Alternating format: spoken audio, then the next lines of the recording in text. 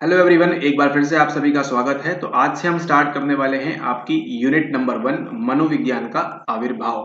ठीक है, आपकी इमर्जेंस ऑफ साइकोलॉजी की शुरुआत करेंगे हम। अभी तक देखिए ये जो यूनिट 1 थी ये आपके पेपर के अंदर काफी कम पूछी जा रही थी, लेकिन इस बार देखा गया है कि इस बार आपकी बुद्धिस्ट फिलॉसफी और बुद्धिस्ट साइकोलॉजी से संबंधित कई सारे सवाल हमको यहाँ पर देखने को मिले। और ऐसी ही उम्मीद है, ऐसी ही आशा है कि अब जो आने वाला आपका पेपर होगा दिसंबर वाला, उसमें आपको ये मनोविज्ञान का आविर्भाव से और डीप में सवाल पूछे जा सकते हैं या फिर बिल्कुल भी नहीं पूछे जा सकते हैं। लेकिन अब तैयारी में कोई कसर कोई कमी नहीं रखनी है। ठीक है, इस बार 2 आए हैं, अगली बार 20 आने चाहिए, 10 आने चाहिए, ठीक है, 30 आने चाहिए हमारे हिंदी मीडियम से और इंग्लिश मीडियम से। ठीक है, कोई बात नहीं, धीरे धीरे सब चीजें आ जाएंगी सही वक्त पर। ठीक है, चलिए शुरुआत करते हैं। आपकी यूनिट 1 में हम बात करेंगे सबसे पहले, थोड़े से पहले मनोविज्ञान के बारे में। ठीक है, मनोविज्ञान है क्या? ये है आपका मन और ये है आपका साइंस। ठीक है, विज्ञान यानी कि ये है आपका साइंस। आपके साइंस क्या होता है कि आपको मालूम है, सेल है, कोई कोई कोशिका है। ठीक है, तो उसके बारे में, उसके पीछे क्या क्या उसके अंदर होता है, क्या क्या नहीं होता, ये सब मालूम पड़ता है किसके माध्यम से हमको, ये सब मालूम पड़ता है हमको साइंस के द्वारा। ठीक उसी प्रकार से जो हम बात करेंगे आपके मन के साइंस की, तो उसको ही हम क्या कहते हैं, उसी को हम कहते हैं मनोविज्ञान। ठीक है, वो जो आप सुनते हैं, कई सारे लोग बताते हैं कि साइको और लोगोस, ठीक है, ये सब सीखना फालतू है, इसका कोई भी मतलब नहीं है आपकी इस परीक्षा से। ठीक है, इस परीक्षा के अंतर्गत आपसे ये नहीं पूछा जाएगा कि साइको का मतलब क्या होता है और लोगोस का मतलब क्या होता है, तो ऐसी चीजें पढ़ने और देखने से बचे। चलिए आगे लेके चलते हैं आपको। कहाँ पे आपको लेके चलते हैं? वर्ल्ड मैप पे, यानी कि देश के मानचित्र के ऊपर। देश के मानचित्र के ऊपर आपको ले चलें, उससे पहले हम बात करते हैं कुछ इतिहास की, क्योंकि हम अभी क्या पढ़ने वाले हैं, हम पढ़ने वाले हैं हिस्ट्री ऑफ साइकोलॉजी। ठीक है, आपके साइकोलॉजी के इतिहास के बारे में अभी हम पढ़ने वाले हैं। ठीक है, तो साइकोलॉजी का इतिहास जाने उससे पहले हमको जानना होगा कि इतिहास एक्चुअली होता क्या है, हिस्ट्री एक्चुअली है क्या। बात करेंगे किसी कंटेक्स्ट में, बात करेंगे हम हमारे प्यारे भारत इंडिया के कंटेक्स्ट में हम बात करेंगे। तो अगर इंडिया के इतिहास की हम बात करें तो इसको 3 भागों में बांटा गया है मुख्य तौर पर। पहला कौन सा है? पहला है आपका प्राचीन भारत, जिसको हम कहते हैं कौन सा, जिसको हम कहते हैं एंशियंट इंडिया। ठीक है, ये है आपका प्राचीन भारत। उसके अलावे बीच में आता है जो मुगलों का राज आया, ठीक है, उस तरह से इसको डिनोट किया जाता है, ये होता है आपका मिडिवल इंडिया, यानी कि आपका मध्यकालीन भारत। और उसी के साथ साथ एक और क्या होता है आपका, एक और होता है आपका मॉडर्न इंडिया। ठीक है, मॉडर्न इंडिया के अंदर जब आपका रेनेसां पीरियड आ गया, ठीक है, जब रेनेसां पीरियड आ गया 17वीं 18वीं शताब्दी से, ठीक है, जैसे ही मुगलों का अंत होता है, यहाँ पे मॉडर्न इंडिया में रेनेसां पीरियड स्टार्ट होता है। ठीक है, यहाँ वहाँ पे अमेरिकन रेवोल्यूशन होता है, तब से हम कह सकते हैं, तब से कौन सा आ गया, नया युग आ गया। ठीक है, न्यू जनरेशन मॉडर्न इंडिया की बात करते हैं हम। और फिर 1947 में हमको क्या हो गई, हमको वहां पर आजादी मिल गई। तो कुछ इस प्रकार से हमारा इतिहास बटा हुआ है। ठीक है, अगर हम प्राचीन भारत की बात करें तो आपको कौन मिलते हैं, जितने भी आपने अपने पूर्वज देखे हुए हैं। ठीक है, हम जब मानव नहीं थे, हम जब एक काफी समय पहले हम पाषाण युग में थे, नव पाषाण युग में थे, फिर मीसोलिथिक कल्चर, नियोलिथिक कल्चर, ठीक है, वो सब चीजें आती गई। और उसके बाद फिर जब आपने देखा बुद्धिज्म का उदय हुआ, जैनिज्म का उदय हुआ, फिर हमने देखा आर्यंस की एंट्री हुई। ठीक है, वेद पुराण आना स्टार्ट हो गए। तो ये सब कौन से काल की बात है? ये सब प्राचीन भारत की बात है। ठीक है, उसके बाद हम आगे बढ़ते हैं, आगे आते हैं हम, फिर ये चला आपका 8वीं 9वीं शताब्दी तक, जब आपके बिहार में, ठीक है, आपके जब जनपद वगैरह हो गए, है ना, ठीक है, जितने भी 16 जनपद थे। ठीक है, पूरा भारत इस प्रकार से जनपदों में बटा हुआ था। मेनली हम किसकी बात करें, अगर नॉर्थ इंडिया की बात करें तो, ठीक है, नॉर्थ इंडिया में इस प्रकार के जनपद बटे हुए थे। ठीक है, ऊपर पूरा नॉर्थ से लेके यहाँ पे वेस्ट में नीचे तक, महाराष्ट्र तक, पूरे इस प्रकार से आपके जनपद बटे हुए थे। ठीक है, कौशाम्बी अवंती वहां तक। ठीक है, उसके बाद देखिए फिर ये सब चीजें खत्म होती हैं धीरे धीरे, सॉरी खत्म होती है धीरे धीरे। और उसके बाद कौन सा आता है? उसके बाद आता है आपका यहाँ पे मिडिवल इंडिया। ठीक है, मध्यकालीन भारत के अंदर कौन होता है, किसका आगमन होता है? यहाँ पे आपके मेनली मुगलों का आगमन होता है। ठीक है, ये चलता है आपका 10वीं शताब्दी से लेकर लगभग लगभग 15वीं शताब्दी 16वीं शताब्दी तक चलता है ये। ठीक है, अकबर, बाबर, शाहजहां, औरंगजेब, वो सब लोग यहाँ पर आते हैं। बाहर से भी पौरस लोग जो हैं, ठीक है, सिकंदर वगैरह, उनका आक्रमण होता है इसी काल के अंदर। ठीक है, तो यहाँ भी देखिए, यहाँ भी कुछ नहीं होता है। और उसके बाद फिर आती है कौन सी आपकी, तीसरी आती है आपकी मॉडर्न इंडिया। ठीक है, यानी कि आपका जो आधुनिक भारत। और इसी में आपको देखने मिलती है 1905 के अंदर पहली बार साइकोलॉजी के अंदर थोड़ा सा काम होता है। और ऑफिशियली जो डिपार्टमेंट खुलता है 1916 के अंदर, कहाँ पे? 1916 में आपके कलकत्ता में ऑफिशियली डिपार्टमेंट खुलता है आपके साइकोलॉजी का। ठीक है, जिसके चेयरमैन कौन थे? एन सेन गुप्ता। ठीक है, तो आपने देखा यहाँ पे सबसे पहली बार हरकत कहाँ पे हुई है? आपके मॉडर्न इंडिया में, आपके आधुनिक भारत में सबसे पहले हरकत हुई है साइकोलॉजी के रिगार्डिंग। ठीक है, अगर हम बात करें आपके एंशियंट में, और आपके मिडिवल में साइकोलॉजी का नामो निशान भी नहीं था। और इसका एक मुख्य कारण क्या था कि हमारे पास ऑलरेडी एंशिएंट में काफी अच्छी चीजें थी, काफी बेहतर चीजें थी, लेकिन वो as a science, as a psychology वो हमारे पास नहीं थी। ठीक है, वो किस माध्यम में थी हमारे पास? वो थी हमारे पास एक दर्शन के माध्यम से या एक चिंतनकार या चिंतन के माध्यम से हमारे पास थी। ठीक है, वहां चाहे तो आप यहाँ पे सूफिज्म ले लें, ठीक है, चाहे आप जैनिज्म ले लें, ठीक है, चाहे आप बुद्धिज्म ले लें, ठीक है, चाहे आप भगवत गीता की बात करें, चाहे आप वेदों की बात करें, चाहे आप योग की बात करें। ठीक है, ये सब जो चीज थी ये पुराण काल में थी, काफी ज्यादा ओल्ड थी। ठीक है, प्राचीन भारत में हमारे पास थी, लेकिन ये ऑफिशियली कोई भी साइंस नहीं था या ऑफिशियली कोई भी इस प्रकार का हम यहाँ पे चीजें नहीं थी। ठीक है, हमको सबसे पहले कहाँ पे देखने मिला? हमको मॉडर्न इंडिया में देखने मिला, हमको आधुनिक भारत में जो भी चेंजेस हैं, ऑफिशियल चेंजेस हैं, मतलब कोई एकदम लिखित में जो चेंजेस हैं हमको कब देखने मिले? हमको 1916 या 19वीं शताब्दी या 20वीं शताब्दी से हमको वहां पर, ठीक है, हमको यहाँ पर देखने मिलते हैं मुख्य चेंजेस। इससे पहले क्या था हमारे पास? यहाँ पे दर्शन था, यहाँ पे चिंतन था, ये सारी चीजें हमारे पास ऑलरेडी उपलब्ध थी पहले से, लेकिन उनका उस प्रकार से उदय नहीं हो पाया था। ठीक है, तो जिस प्रकार से हमारा इतिहास है, ठीक उसी प्रकार से ये तो हो गया हमारा इतिहास, यानी हमने बात कर ली पूर्व की, यानी हमने बात कर ली ईस्ट की, यानी कि ईस्टर्न साइकोलॉजी के संदर्भ में हमने बात कर ली। ठीक है, ईस्टर्न में कौन कौन आ जाएगा? जो जो जर्मनी के इस तरफ है, जो जो आपका यहाँ टर्की से स्टार्ट हो जाता है। ठीक है, अब यहाँ देखिए वर्ल्ड मैप दिखा देते हैं आपको। ये देखिए, ये है आपका वर्ल्ड मैप, कुछ इस प्रकार का दिखता है आपका मानचित्र। तो यहाँ पे आप देख रहे हैं एक जगह, ये जो है जर्मनी, सॉरी, ये जो है आपकी जर्मनी, यहीं से आपको मालूम है ऑफिशियली शुरुआत होती है कब? 1879 के अंदर। ठीक है, और यहाँ पे देखिए टर्की, तो टर्की के इस तरफ जितनी भी चीजें हैं इसको आप किसके अंदर कंसिडर कर सकते हैं? इसको आप ईस्ट में कंसिडर कर सकते हैं। ठीक है, ईस्टर्न साइकोलॉजी के अंदर ये आपका नेपाल, भूटान, थाईलैंड है ना, चाइना, जापान, इसके आगे भी है। ठीक है, वो सब किस में आ जाएगा? आपके ईस्टर्न साइड में आ जाएगा। अब यहाँ पर देखिए टर्की के इस तरफ, टर्की के इस तरफ यहाँ पे देखिए रोमानिया वगैरह में आपने कभी सुना नहीं, यूक्रेन में कुछ काम हुआ, अभी खैर वॉर वगैरह चल रहा है। लेकिन यहाँ पे देखिए जैसे ही आप जर्मनी देखते हैं, जर्मनी के बाद यहाँ देखिए फ्रांस में भी काम हुआ, स्पेन में, और जर्मनी के बाजू में जो यूके लगा हुआ है यहाँ भी काम हुआ, और उसके बाद काम होके कहाँ चला गया? आपके यूएस में यहाँ पर चला गया। ठीक है, तो ये देख रहे हैं यहाँ पे चीजें, ये जो सारी चीजें हैं ये किसके अंदर आ जाएगी? ये आ जाएगी आपके वेस्टर्न साइकोलॉजी या फिलोसफी, जो भी आप कहना चाहें, वेस्ट साइड के अंदर आ जाएगी। ठीक है, तो कुछ इस प्रकार से इसका विभाजन है। इस तरफ जितनी भी चीजें हैं ये पिंक में, ये सब आपका ईस्टर्न में आ जाएगा, और इस तरफ की जितनी भी चीजें हैं ब्लू में आपको दिख रही हैं, ये सब किस में आ जाएगा? आपका वेस्टर्न साइकोलॉजी या फिलोसफी के पार्ट में आ जाएगा। ठीक है, ये जो सब पूरा साइड है कहाँ पे है? आपका पश्चिम तरफ है, और ये जो है आपका कहाँ पे है? पूरा पूर्व की तरफ है। उसी के साथ देखिए यहाँ पे जर्मनी में आप दिख रहा है, और यहाँ पर एक और देश देखिए, ये जो आपको दिख रहा है ग्रीस, है ना, ग्रीस, यहीं पे शुरुआत होती है। ठीक है, यहाँ का भी इतिहास है जिस प्रकार से आपका इतिहास है मॉडर्न ओल्ड ग्रीस या मॉडर्न ग्रीस, इस प्रकार से यहाँ पे भी इतिहास है इसका बना हुआ है, जिस प्रकार से आपका बना हुआ है। ठीक है, तो यहाँ पर भी सेम टाइम पे चीजें चल रही थी, यहाँ पे भी सेम टाइम पे चीजें चल रही थी, इसको हम कहते हैं 0 BC। ठीक है, इसको आप बोलते हैं 2 AD। ठीक है, तो 2 AD में आपके इंडिया में भी कुछ काम हो रहा था, और 2 AD में ही यहाँ पे ग्रीस में भी कुछ काम हो रहा था।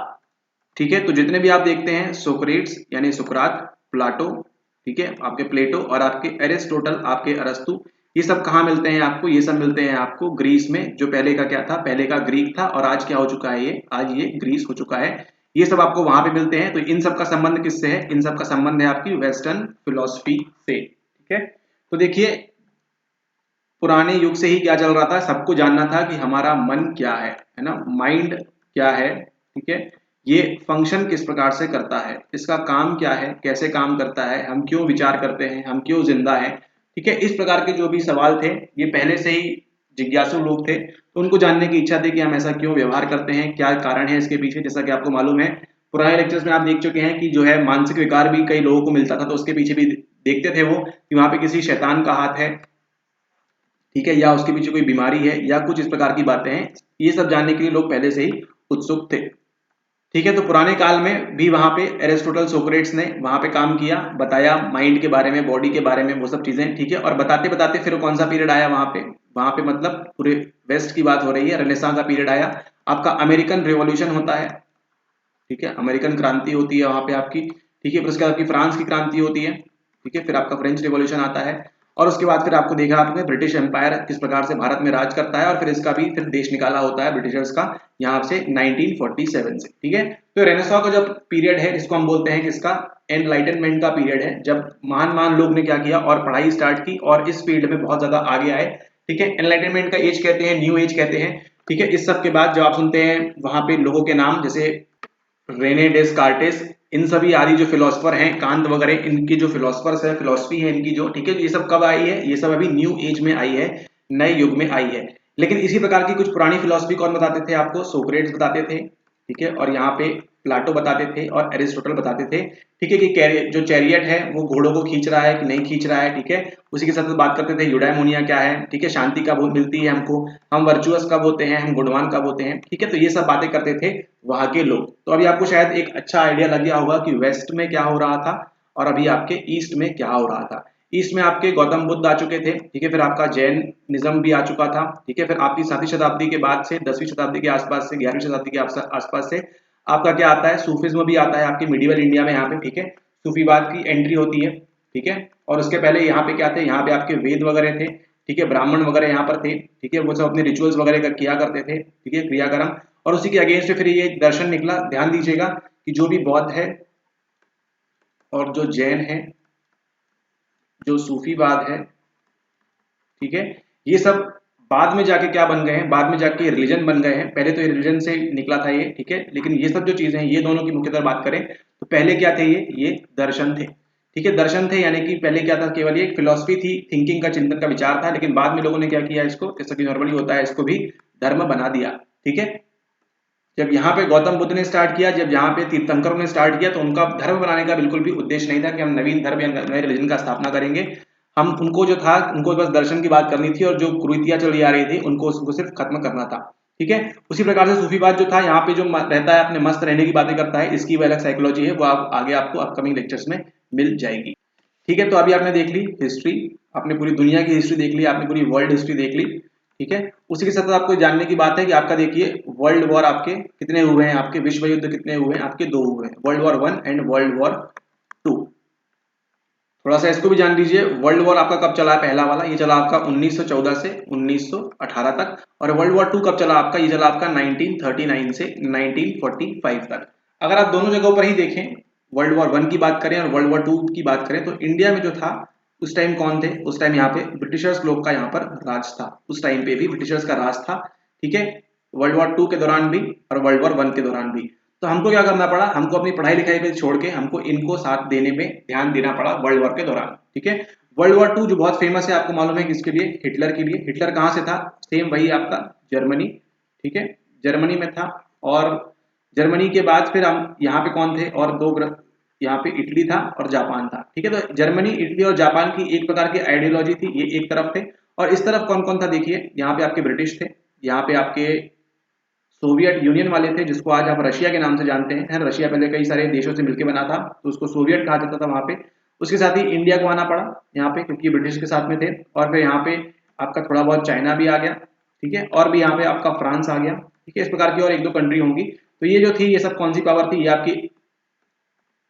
ये आपकी अलाइड पावर थी, और ये थी आपकी कौन सी? एक्सिस पावर, ठीक है। तो एक्सिस और अलाइड के बीच लड़ाई चल रही थी। और उसी दौरान क्या होता है आपका, जो देखिए यहाँ पे जो आपकी जो साइकोलॉजी है, ठीक है, साइकोलॉजी जो है, ऐसा कहा जाता है कि फिर धीरे धीरे जो सारी साइकोलॉजी है कहाँ पे शिफ्ट हो गई? ये शिफ्ट हो, अच्छा एक बात और, यहाँ पे आपका यूएसए भी है, ठीक है, ओके, ये आपका यूएसए भी यहाँ पर है। तो उसी दौरान कहते हैं आपकी जो सारी साइकोलॉजी है कहाँ पे शिफ्ट हो गई? ये आपके अमेरिका में शिफ्ट हो गई, ठीक है। अमेरिकन साइकोलॉजी को आज आप देखिए एपीए बना हुआ है, ठीक है। अमेरिकन साइकोलॉजी जो है आपकी पूरी शिफ्ट हो गई, क्यों? वर्ल्ड वॉर के बाद। क्योंकि अमेरिका क्या बन गया था वर्ल्ड वॉर 2 के बाद? जो यूएसए जानते हैं, यूनाइटेड स्टेट्स ऑफ अमेरिका, ये क्या बन गया था? ये एक विश्व ताकत बन गया था, ये एक सुपर पावर बन गया था, और आज भी है, ठीक है। अमेरिका से पंगा लेने में हर कोई जो है कतराता है, ठीक है, चाहे वो चाइना हो, रशिया हो, इंडिया, जो भी है यहाँ पे अदर कंट्रीज जो है, आज यूएसए के आगे क्या करती है? घुटना टेकती है। तो उस टाइम सोचिए 1945 में तो क्या हालत रही होगी, ठीक है। यूएसए जो था सुप्रीम पावर बन गया था, उसके पास सारे जो असला बारूद जो भी था काफी हाई क्वालिटी का था, पायलट्स वगैरह, प्लेन्स वगैरह काफी उच्च स्तर के थे। तो धीरे धीरे जो साइकोलॉजी की स्टडी थी, जो साइकोलॉजी की पढ़ाई थी, वो कहाँ शिफ्ट चली गई? पूरी पूरी आपके अमेरिका में चली गई। और आज आप देखिए जितने भी पीएचडी के टॉप लेवल के प्रोग्राम्स हैं, ठीक है, जितने भी यूनिवर्सिटीज वगैरह हैं आपको, वो कहाँ मिलती है? अधिकतर अधिकतर आपके अमेरिका में मिलती है, यूनाइटेड स्टेट्स ऑफ अमेरिका के अंदर मिलती है, ठीक है, ओके। इसी के साथ साथ आगे ये तो बात कर लिया वर्ल्ड वॉर 2 तक की हमने क्या क्या हुआ, ठीक है। लेकिन अब बात करते हैं, ये तो हम कहाँ पहुंच गए? 1945 तक की हम आ गए, आजादी को बस 2 साल बाकी है। लेकिन हम चलते हैं थोड़ा सा और फ्लैशबैक में, थोड़ा सा और पीछे चलते हैं, और कहानी पहुंचती है कहाँ पे? कहानी पहुंचती है 1879 में, और थोड़ा सा उससे पहले 1830 में। ठीक है, तो देखिए साइकोलॉजी की हम जो बोलते हैं ऑफिशियल लैब और फादर ऑफ साइकोलॉजी किसको कहा जाता है? कहा जाता है आपके सर मिस्टर विल्हम वुंड को। ठीक है, विल्हम वुंड को इन्होंने जो है पहली एक्सपेरिमेंटल साइकोलॉजी यानी कि प्रायोगिक प्रयोगशाला जो है आपकी, ठीक है, इसकी बात की डिपार्टमेंट यहाँ पे सेटअप किया, जो लैब सेटअप की यहाँ पे, ठीक है, एक्सपेरिमेंटल लैब सेटअप की कहाँ पे? फर्स्ट टाइम 1879 में ऑफिशियली। ठीक है, तो ये इन्होंने सेटअप किया, लेकिन उससे पहले भी देखिए 1830 में जो आप पढ़ते हैं वीबर्स लॉ, जो आप पढ़ते हैं स्टीवंस लॉ, और जो आप पढ़ते हैं फेशनर्स लॉ। ठीक है, ये तीनों लॉ हैं, ये तीनों नियम हैं, यहाँ पे 1830 में ये लोग भी यहाँ पर काम कर रहे थे। इनका पूरा केंद्र कहाँ पे था? इनका पूरा केंद्र था आपकी संवेदना के ऊपर और आपके प्रत्यक्षण के ऊपर, यानी कि सेंसेशन एंड परसेप्शन के ऊपर इनका पूरा ध्यान था कि हम जो है, ठीक है, और ये किसकी स्टडी कर रहे थे? ये स्टडी कर रहे थे साइकोफिजिक्स के बारे में, यानी कि मनोभौतिकी के बारे में ये लोग स्टडी कर रहे थे वहां पे। ठीक है, 1830 में ही बढ़ते बढ़ते बढ़ते बात आगे बढ़ी और कहानी पहुंचती है कहाँ पे? कहानी पहुंचती है आपकी 1879 में, जहां पे आपके विल्हम वुंड जो है, ठीक है, ये स्टैब्लिश कर देते हैं एक लैब। ठीक है, ये देखिए यहाँ पर ये जो इंसान बैठे हैं यही वो महान इंसान है जिसकी वजह से आप और हम यहाँ पर आज चर्चा कर पा रहे हैं। ठीक है, इन्होंने ही आपके 1879 में स्टैब्लिश की लैब, तो कुछ इस प्रकार की लैब थी, देखिए कितनी छोटी सी लैब थी यहाँ पे, और इनके साथ यहाँ पे इनके जो शागिर्द है यहाँ पे ये लगे हुए हैं इनके साथ काम करने के लिए। ठीक है, बात हो रही है कब? 1879 में विल्हम वुंड के बारे में। अब ये भी देखिए जितने भी लोग हैं साइकोलॉजी में आते हैं, ठीक है, मतलब जितने भी महान लोग जो हैं साइकोलॉजी के अंदर आते हैं वो सब क्या हैं? वो सब पहले और किसी फील्ड में होते हैं। चाहे आप वहां पे पावलोव की बात कर लें, वो कुछ और डाइजेशन के ऊपर देख रहे थे, ठीक है, फिर चाहे आप यहाँ पे फ्रॉइड की बात कर लें, वो पहले एक न्यूरोलॉजिस्ट थे, फिर आप चाहे इनकी बात कर लें, ऐसे और कितने नाम गिना दें आपको, ठीक है, जिन्होंने भी इस फील्ड में, इस विषय में काफी अच्छा काम किया हुआ है, वो सब पहले किसी न किसी और फील्ड से संबंधित थे। लेकिन आपका संबंध उस बात से नहीं है, आपका संबंध इस बात से है कि इन्होंने स्टैब्लिश की वर्ल्ड वॉर नहीं, विलियम वुंड ने जो है स्टैब्लिश की 1879 के अंदर ये वाली लैब। ठीक है, तो आपके जो विल्हम वुंड है ये क्या थे? पहले ये पहले थे एक फिजियोलॉजिस्ट। ठीक है, फिजियो मतलब आपकी बॉडी से संबंधित बात होती है। ठीक है, पहले ये एक फिजियोलॉजिस्ट थे। तो इन्होंने क्या बोला? इन्होंने किसको लगा दिया? आपके जितने भी फिजियोलॉजी में क्या होगा, अब उससे पहले ये समझिए कि फिजियोलॉजिस्ट होता कौन है? लिविंग थिंग्स, जितनी भी आपकी जीवित वस्तुएं हैं वो किस प्रकार से फंक्शन कर रही हैं, किस प्रकार से कार्य प्रणाली हो रही है उनकी, है ना, वो जिसकी जानकारी लेता है वो किसे कहते हैं? हम फिजियोलॉजिस्ट कहते हैं। ठीक है, ह्यूमंस पे भी हो सकता है, एनिमल्स पे भी हो सकता है, लेकिन मुख्यतः ह्यूमंस की बात करेंगे यहाँ पे। ठीक है, तो इन्होंने क्या बोला? इन्होंने किसको लगा दिया? इनके जो प्रिंसिपल्स थे ये वाले, ठीक है, कि हम लिविंग बींग्स को लिविंग फंक्शंस कैसे करती हैं, जो इनके साइंटिफिक प्रिंसिपल्स थे, ठीक है, उनको लगा दिया कहां पर? उनको लगा दिया आपके माइंड के ऊपर। ठीक है, कहां पे लगा दिया उनको? उनको लगा दिया आपके माइंड के ऊपर। ठीक है, और माइंड किसका? Mind, human mind. ठीक है, तो इन्होंने अपने सारे साइंटिफिक प्रिंसिपल्स को लगा दिया किसकी स्टडी करने के लिए? ह्यूमन माइंड की स्टडी करने के लिए। ठीक है, इन्होंने क्या किया? अपनी लैब में पूरे देश विदेश से यहां से लोगों को बुलाया और उनको क्या बोला? आप पढ़ाई करिए माइंड के बारे में। माइंड, ह्यूमन माइंड बार बार नहीं बोलेंगे, माइंड मतलब ह्यूमन माइंड की बात हो रही है। ठीक है, तो उन्होंने क्या किया? उनकी लैब के अंदर देश विदेश से यहाँ से लोगों को बुला के वो इनको यहाँ पे क्या सिखाते थे, क्या यहाँ पे बताते थे कि कैसे आप माइंड का जो स्ट्रक्चर है, ठीक है, स्ट्रक्चर है, उसको आप कैसे स्टडी कर सकते हैं। ठीक है, माइंड का जो स्ट्रक्चर है उसको आप कैसे स्टडी कर सकते हैं, ये सिखाया जा रहा था कहाँ पे? देश भर के स्टूडेंट्स को 1879 में विल्हम वुंड की लैब के अंदर। ठीक है, उनके मुताबिक, विल्हम वुंड के मुताबिक क्या चीज है? एक चीज है आपकी कॉन्शियसनेस। ठीक है, यानी कि आपका सचेतन मन, यानी कि आपका चेतना की जब हम बात करते हैं, ठीक है, जो आपकी कॉन्शियसनेस है ये क्या है?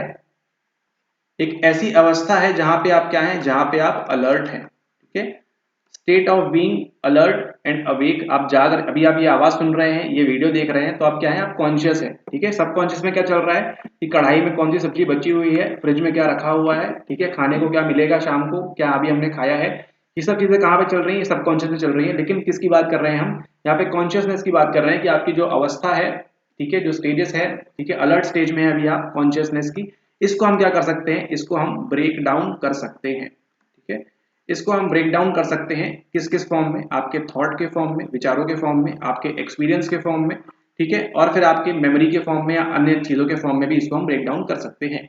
ठीक है, या फिर आपका इमोशन भी यहाँ पर हो सकता है। ठीक है, तो अब यहाँ पर देखिए ये जो सारी चीजें हैं, चाहे हम थॉट की बात करें, विचार की बात करें, या फिर हम आपके इमोशन की बात करें या एक्सपीरियंस की बात करें, तो बताइए क्या ये भौतिक वस्तुएं हैं या अभौतिक हैं या अभौतिकी है। ठीक है, नॉन फिजिकल चीजें हैं, आपका थॉट, आपका एक्सपीरियंस, आपका इमोशन, इसको कोई भी छू नहीं सकता है। ठीक है, इसको कोई भी टच नहीं कर सकता, इसको कोई भी फील नहीं कर सकता। तो अगर इसके बारे में हमको जानना है तो हम किसका इस्तेमाल करेंगे? ठीक समझा आपने, हम इस्तेमाल करेंगे किसका? हम इस्तेमाल करेंगे इंट्रोस्पेक्शन का। ठीक है, यानी कि अंतर निरीक्षण। अब आपको शायद जीवन में पहली बार अंतर निरीक्षण आपने समझा हो एक प्रॉपर तरीके से कि क्या चीजें होती हैं, इंट्रोस्पेक्शन आखिर में होता क्या है। ठीक है, तो इंट्रोस्पेक्शन, अंतर निरीक्षण की बात करना है आपको, जो है बोला जाता था कि आप स्वयं बताइए कि आपके मन में क्या चल रहा है, क्या चीजें, आपको ब्रेक डाउन करके बताइए हमको स्ट्रक्चर के बारे में। ठीक है, इसी को हम क्या बोलते हैं? इसी को हम बोलते हैं, और ये कैसा था? ये ऑब्जेक्टिव था। ठीक है, इसी को हम क्या बोलते हैं? हम बोलते हैं ऑब्जेक्टिव इंट्रोस्पेक्शन, यानी कि वस्तुनिष्ठ अंतर निरीक्षण। ठीक है, ये कौन कर रहे थे? ये कर रहे थे विलियम वुंड आपके और उनके स्टूडेंट्स। तो क्या करते थे वो? अपने स्टूडेंट के हाथ में दे देंगे एक खिलौना और बोलते थे कि आपके इस खिलौने को अपने हाथ में लेने के बाद आपको किस प्रकार का स्टिमुलेशन हो रहा है या क्या आपके सेंसेशन चल रहे हैं, उसके बारे में आप बताइए, आप कैसा फील कर रहे हैं, क्या चीजें आपके साथ हो रही हैं, जो भी आप फील कर रहे हैं उसको आप ब्रेक डाउन करिए स्मॉल स्मॉल एलिमेंट्स में और हमको बताइए। ठीक है, तो इस पे जो है चर्चा उठी कि ऐसे तो कोई कुछ भी बोल देगा तो आप इसको कैसे मान लेंगे। ठीक है, तो इसीलिए फिर धीरे धीरे आपका जो स्ट्रक्चरलिज्म है, जो आपका संरचनावाद है, ठीक है, यहाँ पे हम संरचना की बात कर रहे हैं, माइंड की संरचना किस प्रकार से हुई है, ठीक है, कौन सा स्ट्रक्चर है इसका, तो हम संरचना की बात करें तो फिर ये धीरे धीरे कहाँ चला गया? ये धीरे धीरे ये डाउन चला गया। ठीक है, और फिर किसका उदय होता है उसको अभी हम आगे देखने वाले हैं। ठीक है, ओके, इसी के साथ हम अगली बात करेंगे यहाँ पर किसके बारे में? अगली बात करेंगे विल्हेम वुंड के ही एक स्टूडेंट थे, ये आपकी जर्मनी है, आपको मैप में दिखाया है अभी, और जर्मनी के बाजू में क्या लगा हुआ है? ये आपका यूके लगा हुआ है, ये आपका यूनाइटेड किंगडम, जिसको हम ब्रिटेन कहते हैं, वो लगा हुआ है। ठीक है, और वहीं पे इनके एक स्टूडेंट थे, कौन? एडवर्ड टिश्नर। एडवर्ड टिश्नर जो थे आपके कहाँ के थे? कॉर्नेल यूनिवर्सिटी आपके यूके में है, न्यूयॉर्क में। इसको लेके चले जाते हैं आपकी कॉर्नेल यूनिवर्सिटी में, एनवाईसी में। ठीक है, और वहां पे ये भी प्रभावित थे किससे? ये भी प्रभावित थे आपके संरचनावाद से, आपके स्ट्रक्चरलिज्म से ये भी प्रभावित थे। ठीक है, इन्होंने भी कहा ठीक है, आप विलियम वुंड जो कह रहे हैं जर्मनी से, वो बात बिल्कुल सही है। ठीक है, इस प्रकार से हम संरचना, स्ट्रक्चर ऑफ माइंड को स्टडी कर सकते हैं, लेकिन उन्होंने कहा कि आपको किसी को खिलौना हाथ में देने की जरूरत क्या है? ठीक है, बिना उसके ही आप चीजों को क्या कर सकते हैं? स्ट्रक्चर को स्टडी कर सकते हैं। ऐसा कहना था किसका? ऐसा कहना था आपके जो एडवर्ड टिश्नर है उनका। ठीक है, तो स्ट्रक्चरलिज्म से संबंधित कौन कौन है? आपके संरचनावाद से संबंधित कौन कौन है? संबंधित हैं आपके यहाँ पर विल्हेम वुंड और उनके जो शागिर्द थे, चेले थे, आपके एडवर्ड टिश्नर। ठीक है, अब यहाँ पे बात की हमने संरचनावाद की, और उसके बाद क्या हुआ? कहानी कहाँ पहुंचती है? ये आपका जर्मनी है, जर्मनी से पहुंची वो इंग्लैंड, फिर आपके पहुंच जाती है ये यूएस में, और यूएस में इसको प्रभावित तौर पे कौन लागू कर देता है? आपकी विलियम जेम्स। ठीक है, विलियम जेम्स क्या कहते हैं? विलियम जेम्स बात करते हैं आपकी फंक्शनलिज्म के बारे में। ठीक है, फंक्शनलिज्म के बारे में कौन बात करते हैं? आपके विलियम जेम्स करते हैं, और इन्हीं की पुस्तक का नाम क्या है? The principles of psychology. ठीक है, बहुत फेमस पुस्तक है, आपको कहीं मिले जरूर पढ़िएगा। ठीक है, ये बात करते हैं किसकी? ये बात करते हैं आपके प्रकार्यवाद की। ठीक है, कि ठीक है, आपने अब यहाँ बात प्रकार्य मतलब फंक्शन कौन करेगा? अब यहाँ पर फंक्शन करेगा आपका माइंड। ठीक है, तो उनको किससे मतलब था? पहले वालों को किससे मतलब था? आपके स्ट्रक्चर से मतलब था कि ये किस प्रकार से स्ट्रक्चर बना हुआ है, इसको हम छोटे छोटे एलिमेंट्स में क्या कर रहे थे? वो ब्रेक कर रहे थे। फंक्शनलिज्म में विलियम जेम्स ने क्या बोला कि आप क्या करिए, इसको ब्रेक मत करिए, आप ये देखिए कि हम डेली किस प्रकार से ह्यूमंस को ये हेल्प कर सकता है। ठीक है, तो यहाँ पे आपको एवरीडे लाइफ में, प्रतिदिन के कार्यों में आपको किस प्रकार से मदद कर सकता है आपका ये जो माइंड है। ठीक है, माइंड इन द सेंस आपकी जो कॉन्शियसनेस है। ठीक है, माइंड का अर्थात मतलब आपकी जो माइंड में क्या होती है? कॉन्शियसनेस। आपकी जो कॉन्शियसनेस है वो, उसको हम एनालिसिस करने के बजाय इसको हम ब्रेक डाउन करें इमोशन में, फीलिंग में, थॉट में। ठीक है, इसके बजाय क्या करते हैं? आपकी कॉन्शियसनेस आपको किस प्रकार से रोजमर्रा के जीवन में मदद करती है उसके बारे में हम स्टडी करते हैं। ठीक है, ऐसा कहना था किसका? आपके विलियम जेम्स का ये कहना था कि आप जो है स्ट्रक्चर को छोड़िए, हम एवरीडे लाइफ में, रोजमर्रा के जीवन में हमको किस प्रकार से मदद करता है, किस प्रकार से हमारी हेल्प होती है, उसके बारे में हमको बताइए। ठीक है, फंक्शन किस प्रकार से करता है, कार्य क्या क्या करता है आपकी कॉन्शियसनेस जो है, उसके बारे में हम स्टडी करते हैं। वही हमको क्या बोलती है? वही हमको बोलती है फंक्शनलिज्म। ठीक है, कि इसके फंक्शंस क्या क्या हैं। ठीक है, अब ये सब बात चल रही है कब, ये सब बात चल रही है आपके 1879 में शुरुआत होती है। उसके पहले ही आगे पीछे से ये लोग सब काम कर रहे थे। तो ऐसा नहीं है कि पहले स्ट्रक्चरलिज्म आया, फिर फंक्शनलिज्म आया, फिर बिहेवियरिज्म आया। इस प्रकार से थोड़ा बहुत लाइन में है, लेकिन जरूरी नहीं है, एक ही समय पे कई सारे लोग काम कर सकते हैं। ठीक है, तो उसके बाद देखिए जो जो डेट है 1879 आपका स्ट्रक्चरलिज्म आया, फिर आपका जो है फंक्शनलिज्म आया, आपका प्रकार्यवाद आया। उसके बाद आपको क्या देखने मिलता है, 1900 के आसपास से आपको उदय देखने मिलता है किसका, आपको आविर्भाव देखने मिलता है किसका, आपको देखने मिलता है साइको एनालिसिस के बारे में। ठीक है, साइको एनालिसिस बताने की ज्यादा जरूरत नहीं है, किसने बताया है आपको, सिगमंड फ्रॉइड ने। पहले कौन थे, पहले ये एक न्यूरोलॉजिस्ट थे और बाद में ये साइकोलॉजी में इन्होंने बहुत अच्छा काम किया, अपनी थेरेपी वगैरह, अपना मनोविश्लेषण वगैरह बताया उन्होंने साइको एनालिसिस साइकोडायनेमिक अप्रोच के माध्यम से। ठीक है, ओके। लेकिन उसके पहले देखिए यहाँ पे और भी लोग काम कर रहे थे। तो उसके बाद हम अगला जो पढ़ने वाले हैं वो क्या है, वो हमारे पास है यहाँ पे गेस्टाल्ट। ठीक है, गेस्टाल्ट में किसकी बात करते हैं, गेस्टाल्ट में बात करते हैं हम एज अ होल की। ठीक है, हम संपूर्ण की बात करते हैं। आपको मालूम है गेस्टाल्ट के क्या है, कुछ नियम है। ठीक है, निरंतरता का नियम है आपका, समीपता का नियम है आपका। ठीक है, लॉ ऑफ कंटिन्यूटी है, लॉ ऑफ प्रॉक्सिमिटी है। ठीक है, ऐसे कई प्रकार के 3 टाइप के सीज है वहां पे, जिसकी यहाँ पे लॉज दिए हुए हैं आपके गेस्टाल्ट में। ठीक है, गेस्टाल्ट साइकोलॉजी की जब हम बात करते हैं तो आपको मालूम है 3 प्रमुख नाम है वहां पर, कौन कौन है वहां पे है आपके, मैक्स वर्टहाइमर, आपके हैं वहां पे कर्ट कॉफका, और उसी के साथ साथ आपके हैं वहां पे इनसाइड लर्निंग वाले कौन है बताइए, नीचे कमेंट में आप बता दीजिएगा।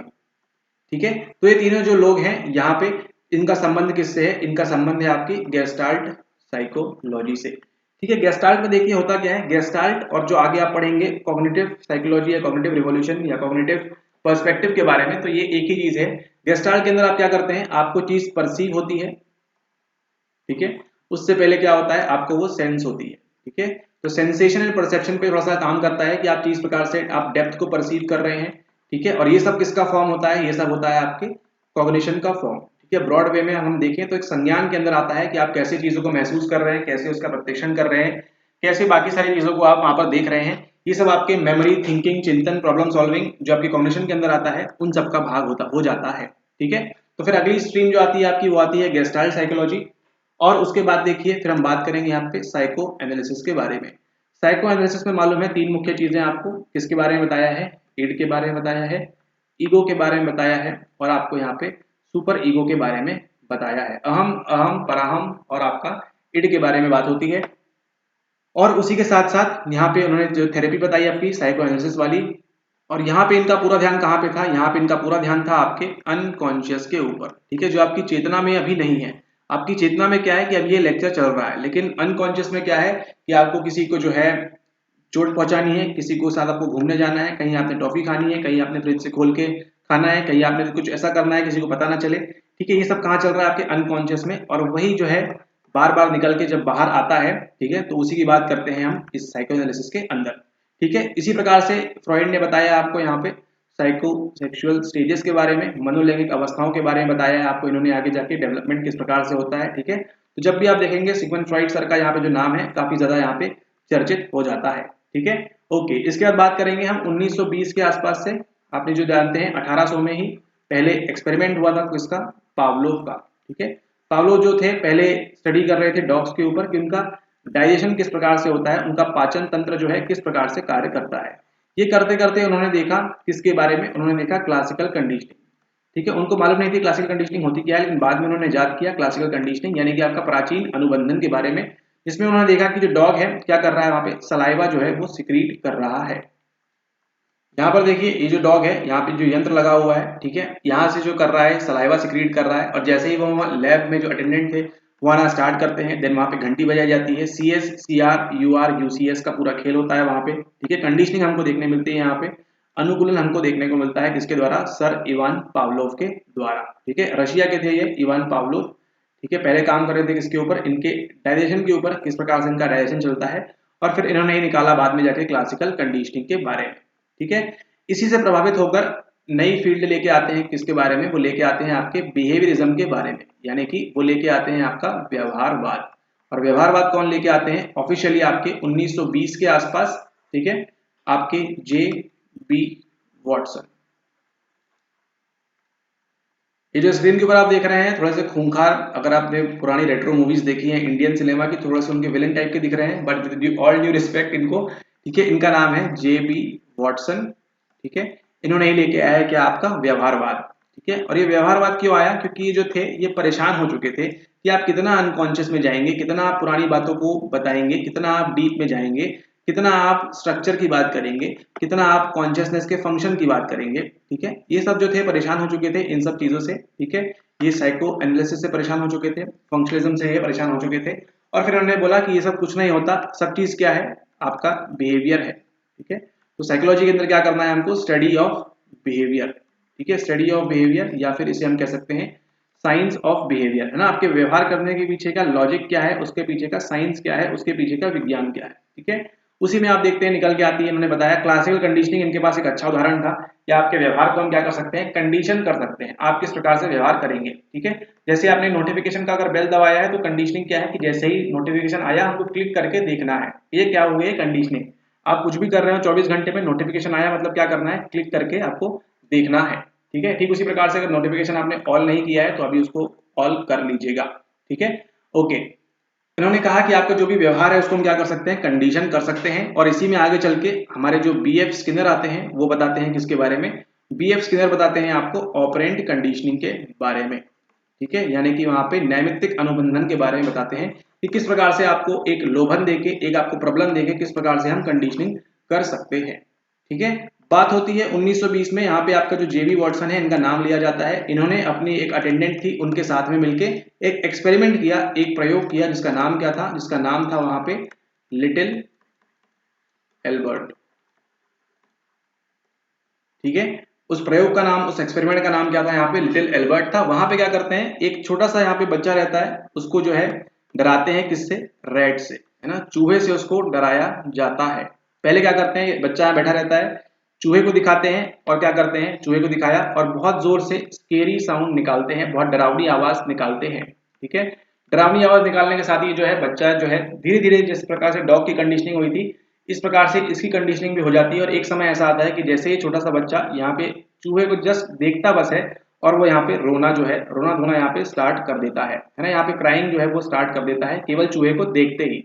अभी साउंड आया नहीं है, साउंड आता था पहले स्टार्टिंग में, चूहा दिखाया, है ना, और वहां पे डेली कंडीशनिंग का इस्तेमाल किया होगा, चूहा आया एंड जस्ट थोड़ी ही देर बाद वहां पे स्केरी साउंड, डरावनी आवाज वहां पे बजाई जाती थी। फिर धीरे धीरे क्या हुआ, जैसे ही चूहे को दिखाया यहाँ पे, बच्चा देखते साथ ही रोने लगा, क्योंकि उसको कंडीशनिंग क्या हो गई थी, उसको मालूम था कि अब जो है चूहा आ चुका है, अब वो डरावनी आवाज भी पीछे से कहीं से आती होगी, ठीक है, जेम्स वॉन वाली डरावनी पिक्चरों की आवाज, ठीक है, ओके, इंसीडियस, ठीक है। तो क्या साबित हुआ, क्या साबित कर दिया कि हम जो है बिहेवियर को हम क्लासिकली कंडीशन या कंडीशनिंग जो है हम किसी भी व्यवहार की कर सकते हैं, और वही साइकोलॉजी है। आपका जो भी व्यवहार है, जो भी बिहेवियर है ना, आप छोटे बच्चों से अच्छे से बात करते हैं, आप उनसे गुस्से से बात करते हैं, आप अनजान से अच्छे से बात करते हैं, आप अनजान से खराब से बात करते हैं, ठीक है, आप भिखारी को भीख देते हैं, आप भिखारी को भीख चिल्ला के भगा देते हैं, ये सब जो भी है आपके व्यवहार में, आपके बिहेवियर में, ये सब किसका उदाहरण है, ये सब आपके कंडीशनिंग का उदाहरण है। ऐसा कौन बोलते हैं, ऐसा बोलते हैं आपके जॉन बी वॉटसन, ठीक है। इसके बाद देखिए पावलोव की बात करें, संबंध किससे है, आपके बिहेवियरिज्म से है। हम बात करें आपके वॉटसन की बात करें, शेन वॉटसन नहीं, जेम्स बी वॉटसन की बात हो रही है, इनका संबंध भी आपके बिहेवियरिज्म से है। और फिर इसमें एक और नाम आता है, प्रयुक्त नाम आपका BF स्किनर। ये देखिए, ये हैं आपके BF स्किनर, बड़े ही नाजुक से दिख रहे हैं, लेकिन ये क्या लेके आए आपके लिए, ये लेके आए आपके लिए OC ऑपरेंट कंडीशनिंग के बारे में, ठीक है। ऑपरेंट कंडीशनिंग में क्या बोलते हैं ये, कि ये आपको जो रीइंफोर्समेंट अगर आपको मिलता जाएगा तो आप जो है आप चीजें जल्दी सीखेंगे और सीखते जाएंगे। इन्होंने जो प्रयोग किया उसको हम बोलते हैं स्किनर बॉक्स में। क्या किया, रखा उन्होंने स्किनर बॉक्स, उसका नाम दिया जाता है। वहां पे एक चूहे को रखा उन्होंने, और चूहे को रखने के बाद उन्होंने क्या बताया कि इसको एक छोटा सा खाने का फूड पैलेट दिया गया। फूड पैलेट को देखते ही पहले तो वो रास्ता ढूंढ नहीं पा रहा था, लेकिन बाद में धीरे धीरे क्या हुआ, वो रास्ता जो है वो फटाक से बड़ी आसानी से, बड़ी इजीली ढूंढ ले रहा था।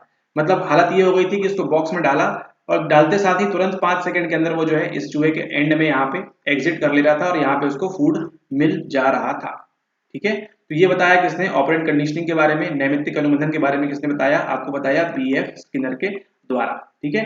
लेकिन BF स्किनर जो आए, इनके पीछे की कहानी क्या है, इनके पीछे की कहानी कहाँ छुपी है। BF स्किनर जो काम किया उनके पीछे की कहानी छुपी है यहाँ पे। इनका नाम क्या है, E.L. थॉर्नडाइक। आपने आप इनको शायद याद आ गया थोड़ा सा आपको। थॉर्नडाइक जो है, थॉर्नडाइक ने क्या दिए हैं आपको, दिए हैं लॉज, है ना। नियम आपको दिए हुए हैं और कई सारे नियम दिए हुए हैं, पता नहीं क्यों पढ़ते हैं, उतना सब पढ़ाते हैं। 3 मुख्य तौर पे नियम है, कौन कौन से हैं? पहला है आपका रेडीनेस का, यानी कि आपकी तत्परता का पहला नियम है। उसके बाद आपका है लॉ ऑफ इफेक्ट, प्रभाव का नियम है। और फिर तीसरा है आपका यहाँ पे लॉ ऑफ एक्सरसीज, यानी कि आपका जो है अभ्यास का नियम है। ठीक है, किसी भी लर्निंग, इनके मुताबिक किसी भी लर्निंग को टेक प्लेस लेने के लिए, किसी भी लर्निंग को, किसी भी अधिगम को होने के लिए इन 3 चीजों में से कुछ चीज अगर होगी तो अच्छी बात है, लर्निंग अच्छी होगी, है ना। उसको क्या होना चाहिए? अभ्यास जितना करेगा लर्निंग उतनी अच्छी होगी। तत्पर होना चाहिए, ये नहीं कि मूड नहीं है, पढ़ाई करने करेंगे तो कैसे घुसेगा। रेडीनेस होनी चाहिए, तत्परता होनी चाहिए चीजों को सीखने की, तो लर्निंग होगी। और प्रभाव अगर होगा उसका लर्निंग का, उसको जो भी आउटकम मिलने वाला है ना, लॉ ऑफ इफेक्ट, जो भी आउटकम मिलने वाला है अगर वो प्लेजरेबल होगा, अगर वो अच्छा होगा तो क्या होगा? वो जो व्यक्ति है उसको सीखना चाहेगा एंड दोबारा दोबारा वो चीजें वहां पर करना चाहेगा। ठीक है, तो यही जिसे हम कहते हैं law of effect, law of प्रभाव। इसमें क्या बोलते हैं कि ऐसी कोई भी एक्टिविटी, ऐसी कोई भी क्रिया जो हमको क्या देती है? पॉजिटिव इफेक्ट या पॉजिटिव हमको रीइंफोर्समेंट। इन्होंने रीइंफोर्समेंट का इस्तेमाल नहीं किया शब्द का, लेकिन जो भी चीज हमको पॉजिटिव कंसिक्वेंस देती है, ठीक है, पॉजिटिव आउटकम देती है, वो चीज क्या चाहेंगे हम? वो चीज हम दोबारा करना चाहेंगे। ठीक है, वो चीज हम दोबारा सीखना चाहेंगे, वो कार्य हम दोबारा करना चाहेंगे। ठीक है, और अगर वो पॉजिटिव नहीं देती है तो उसको हम तुरंत तत्काल प्रभाव से उसको हम छोड़ देंगे। ठीक है, इसका आप ध्यान रखें। तो यही जो लॉ ऑफ इफेक्ट है, यही चीज तो सेम की आपने, किसने? आपने बीएफ स्किनर ने भी सेम चीज यहीं पे की। ठीक है, बीएफ स्किनर ने भी सेम चीज यही की कि चूहे को अगर जब तक रीइंफोर्समेंट मिल रहा था तो वो है फटाक से बाहर आ जा रहा था, लेकिन जैसे जैसे उसका एक्सटिंक्शन कब देखने मिला हमको, वहां पे विलोपन कब देखने मिला? जब फूड को वहां से हटा दिया गया। अब चूहा जो था रास्ता मालूम होते हुए भी वहां पे शायद नहीं जा रहा था। क्यों? क्योंकि उसको जो है आउटकम जो था वो आनंदमय, प्लेजरेबल नहीं मिल पा रहा था। ठीक है, तो ये बात हुई किसकी? ये बात हुई आपकी बिहेवियरिज्म के बारे में। चलिए क्विकली एक बार रिकैप करते हैं। अभी तक आपने क्या क्या देख लिया? अभी तक आपने हिस्ट्री देख ली वर्ल्ड की, किस प्रकार से हुआ, हिस्ट्री देख ली आपने साइकोलॉजी की। साइकोलॉजी के अंदर आपने देखा पहले स्ट्रक्चरलिज्म किस प्रकार से आया, विलियम वुंड के द्वारा। फिर आपने देखा स्ट्रक्चरलिज्म एडवर्ड टिश्नर के द्वारा। फिर आपने देखा यहाँ पे फंक्शनलिज्म, ठीक है, विलियम जेम्स के द्वारा, उनकी पुस्तक प्रिंसिपल्स ऑफ साइकोलॉजी। फिर आपने देखा यहाँ पे साइको एनालिसिस सिगमंड फ्रॉइड द्वारा। फिर आपने देखा यहाँ पे गेस्टाल्ट, मैक्स वर्टहैमर, कर्ट कॉफका, और तीसरा जो नाम है आप कमेंट करेंगे। और फिर आपने देखा उसके बाद यहाँ पे बिहेवियरिज्म के बारे में इवान पावलोव का नाम सुना आपने, बीएफ स्किनर का नाम सुना आपने, थॉर्नडाइक का नाम सुना, और आपने सुना यहाँ पे जेबी वॉटसन का नाम। अब देखिए यहाँ पे सब बिहेवियर वगैरह ये सब चीजें चल रही थी। इसके बाद देखिए कौन आते हैं? इसके बाद आते हैं आपके ह्यूमनिस्टिक अप्रोच वाले या ह्यूमनिस्टिक साइकोलॉजी वाले आते हैं। यहाँ पे जो है मानवतावादी लोग आ जाते हैं। इन्होंने क्या कहा कि आप अपना व्यवहार को अपने पास रखिए, अपना जो है साइको एनालिसिस जो है अपना अपने पास रखिए, परसेप्शन वगैरह ठीक है अपने पास रखिए, बिहेवियरिज्म अपने पास रखिए, फंक्शनलिज्म अपने पास रखिए, ये सब चीजें अपने पास रखिए। जो भी व्यक्ति है ना, उसको पास मानवतावादी उपागम की बात करते हैं और बोलते हैं हर कोई क्या है? फ्री विल है, सबकी मुक्त इच्छा है, इसको जो कार्य करना है, जो अच्छा लगता है वो करे। ठीक है, कहाँ पे जाना है हमको? हमको जाना है अंतिम अवस्था जो है कौन सी? सेल्फ रियलाइजेशन वाली, उस तक हमको पहुंचना है। ठीक है, इसके लिए कौन प्रोपाउंड करते हैं आपको बताते हैं? मिस्टर कार्ल रॉजर्स, और उनके साथ आपको अब्राहम मास्लो। अब्राहम मास्लो की जो नीड ऑफ थ्योरी है, ठीक है, हायरार्की ऑफ नीड, पहले आपको जो है अपनी जैविक आवश्यकताएं पूरी करनी है, फिर समाज की, फिर सुरक्षा की, इस प्रकार का जो पिरामिड बना हुआ है, ठीक है, वो आप यहाँ पे देखते हैं अब्राहम मास्लो द्वारा। तो अब्राहम मास्लो और कार्ल रॉजर्स इसमें प्रमुख नाम है, किसके अंतर्गत? आपकी ह्यूमनिस्टिक साइकोलॉजी के अंतर्गत। ठीक है, इसी को हम क्या बोलते हैं? इसी को हम तीसरी शक्ति या थर्ड फोर्स ऑफ साइकोलॉजी भी हम कहते हैं। किसको? आपकी ह्यूमैनिटिक या ह्यूमनिस्टिक अप्रोच को हम कहते हैं थर्ड फोर्स ऑफ साइकोलॉजी। ठीक है, उसी के साथ साथ व्यक्ति को अपने फुल पोटेंशियल पे काम करना चाहिए। अगर आप तैयारी कर रहे हैं तो अपने फुल पोटेंशियल पे करिए, अदरवाइज मत करिए, है ना। ऐसा कहना है किसका? हमारा नहीं, ह्यूमनिस्टिक अप्रोच वालों का कहना है। अगर आप तैयारी कर रहे हैं तो फुल पोटेंशियल पे करिए, अपना जो है पूरा जी जान लगा दीजिए और सेल्फ रियलाइज होइए अपना वो सर्टिफिकेट लेके। ठीक है, या फिर जो भी आपको अच्छा लगता है, जस्ट एग्जाम्पल दे रहे हैं एग्जाम का, लेकिन जो भी आपको अच्छा लगता है उसके लिए आप क्या करिए? पूरी तरह से उसमें अपनी फुल एनर्जी के साथ, फुल पोटेंशियल के साथ उस काम में लग जाइए। ठीक है, ये बात करता है आपकी ह्यूमनिस्टिक साइकोलॉजी वाली। उसके बाद देखिए अगला है, अगला मतलब एग्जिस्टेंशियल वाले आते हैं। ठीक है, इन्होंने कहते हैं किसके बारे में? कि आपको है अपने अस्तित्व के बारे में ख्याल रखना है, आप क्यों हैं, कैसे हैं। और इसमें आपको जिनके नाम पढ़ने हैं आपको आगे, वो हैं आपके रोलो में, इनका भी अगापे वगैरह थ्योरी है ऑफ लव की। उसी के साथ आपको पढ़ना है विक्टर फ्रैंकल के बारे में, ये क्या बोलते हैं, ये क्या नहीं बोलते हैं। ठीक है, इनकी लोगोथेरेपी है, वो क्या क्या बोलती है। ठीक है, वो सब भी आपने पढ़ना है। तो धीरे धीरे देख रहे हैं आप कहाँ से? कहाँ हम माइंड के स्ट्रक्चर को स्टडी कर रहे थे और कहाँ आज हम अस्तित्व की बात कर रहे हैं, कहाँ हम हमारी मुक्त इच्छा की बात कर रहे हैं, कहाँ पहले हम अनकॉन्शियस कॉन्शियस में लगे हुए थे, आज कहाँ हम आगे बढ़ने की बात कर रहे हैं। और आगे बढ़ते बढ़ते देखिए आज एक नई फील्ड आ चुकी है, कौन सी, आपकी पॉजिटिव साइकोलॉजी आ चुकी है। यानी कि इस पॉजिटिव साइकोलॉजी के अंदर क्या बात करते हैं, हमको सकारात्मक मनोविज्ञान की बात करते हैं। हमको देखिए सकारात्मक रहना है, ठीक है, हमको पॉजिटिव रहना है, नेगेटिव नकारात्मक बिल्कुल नहीं सोचना है। हमको जो है अपनी चीजों को अच्छे से करना है, हमको खुश रहना है, मेनली बात करता है पॉजिटिव साइकोलॉजी। हमारा जो वेलबींग है, हमारा कल्याण है, ठीक है, हमको इसके बारे में ध्यान देना है। हमको हमारी मेंटल हेल्थ के बारे में ध्यान देना है, ठीक है, डिसऑर्डर्स वगैरह कुछ भी ना हो, हमारे मेंटल हेल्थ, हम स्वस्थ रहें फिजिकल के साथ साथ, इस सब पे ध्यान देना है। तो ये सब आयाम कहाँ पे आ जाता है, आपका पॉजिटिव साइकोलॉजी के अंदर। और अभी अभी देखिए और आगे आगे क्या क्या आएगा, अभी आपका देखिए साइबर साइकोलॉजी भी आ चुकी है, साइबरनेटिक्स भी आ चुका है, मतलब आप ऑनलाइन इतना आ चुके हैं, उसकी भी एक अलग साइकोलॉजी है। आप कौन सी लिंक पे क्लिक करने वाले हैं, कौन सी लिंक पे क्लिक नहीं करने वाले हैं, ये आर्टिफिशियल इंटेलिजेंस को पहले से मालूम होता है, क्या आपको दिखाना है, क्या आपको नहीं दिखाना है। कई सारी डॉक्यूमेंट्री भी बनी हुई है, नेटफ्लिक्स पे एक बहुत अच्छी डॉक्यूमेंट्री है, कभी समय मिले देखिएगा, आधे 1-2 घंटे की है, ठीक है।